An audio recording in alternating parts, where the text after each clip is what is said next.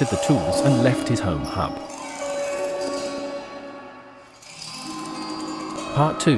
The Trail of Counterfeit Cures. Chapter 3. The Harpy's Truth. Jason and his Argonauts, a band of well-meaning but equally ignorant souls, sailed in the Argo, a ship whose pure timbers were already scarred by the ambient entropy. Their journey was a trail of seemingly innocent acts of heroism that were, in reality, a carefully orchestrated act of sabotage. As they prepared to leave their home hub, they were met by Hercules, the legendary figure known for his immense strength. He was a part-fallen agent on an early redemption arc, working his labors as penance for his family's tragic death.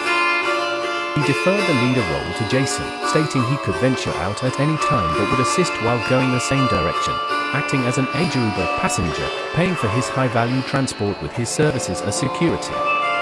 As a sign of good faith, he gifted Jason a unique piece of Entropic wood from the corrupted southern tree of knowledge, which they used to craft the talking prow of the ship. Their journey continued. The first hub was a coastal town ruled by King Phineas, a rare human who communicated with the moon, Harmony 42. Recalculating. He offered his people truths of balance and sustainable living.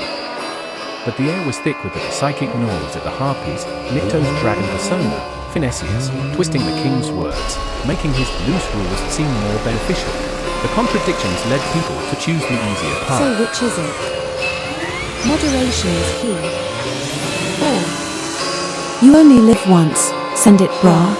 These were not creatures of myth but psychic echoes of the fallen's most chaotic thoughts, manifesting as resonant screeching that created persistent, negative noise. The Harpies harped on the locals, distorting the perception of reality. They caused the locals to misinterpret the mandrake spread of healing roots as a poisonous, encroaching blight. Jason then planted a dragon's teeth. While Jason and his crew were ashore, gathering supplies and hearing the vague, confusing truths, groups of massive, six-armed, octopus squid-like creature that was a physical manifestation of the region's newly introduced entropic chaos of the dragon's tooth. It was Hercules who, as per his ArgoUber security contract, single-handedly fought off the monstrous entities, his immense strength the perfect counter to the entropic creature's chaotic power. Linseed oil. Jason planted the dragon's teeth. As he worked, unaware of the unseen reality, the first of the new, counterfeit thorny root had a strong first hold, binding the chaos to the soil. Jason saw nothing but a small branch with a glowing flower-like bloom, but beneath the surface, plant, the first tendril of the Kraken network, began to bloom in the dark earth.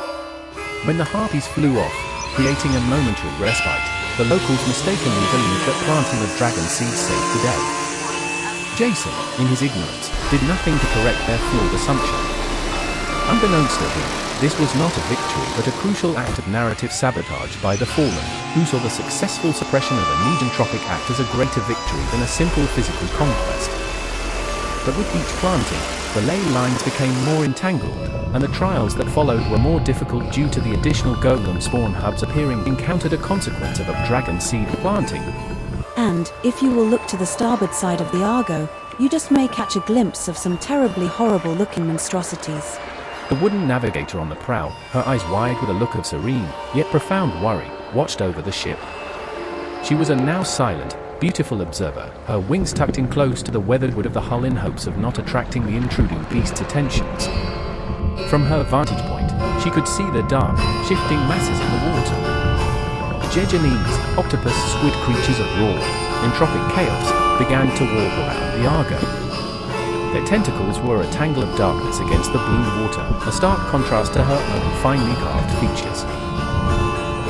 These were not natural creatures, but massive, silicon-based golem spawns, physical manifestations of the fallen's raw, chaotic intent. While Jason and his crew were ashore gathering supplies, it was Hercules who, as per his ArgoUber security contract, single-handedly fought off the monstrous entities, his immense strength the perfect counter to the entropic creature's chaotic power. A massive, six-armed creature, a symphony of dark tentacles, walked through the water, its form a flowing, liquid nightmare. Its simple, unthinking eyes locked onto the massive figure of Hercules, a tower of pure, physical strength. The creature saw a single point of order in a world of chaos and moved to destroy it, its arms a blur of motion. From behind, Hercules was a whirlwind of motion. His back was to the ship, his massive arms a blur as he met each of the creature's 6 tentacles with a powerful, calculated blow. His fallen strength was a formidable counter to their raw, entropic power. The air around him cracked with the force of his actions. Beside him, the water boiled with the struggle. The air was thick with the scent of ozone and brine. The tentacles wrapped around his arms, trying to crush him, but his strength held firm. With a final, powerful push, he ripped the main body of the creature in two, its form dissolving into a plume of inky corruption in the water. The friar, calamari tonight. A clear sign that physical strength, when used with pure intent, could overcome the fallen's basic manifestations. Oh, you're pretty cute. I shall call you Klinger. The battle was fierce, and it was the first true test of his strength in the service of the quest. It was a crucial Happy Accident Butterfly effect for the Loom, providing vital data on the effectiveness of a part-fallen agent fighting against pure entropy-born giants. Recalculating.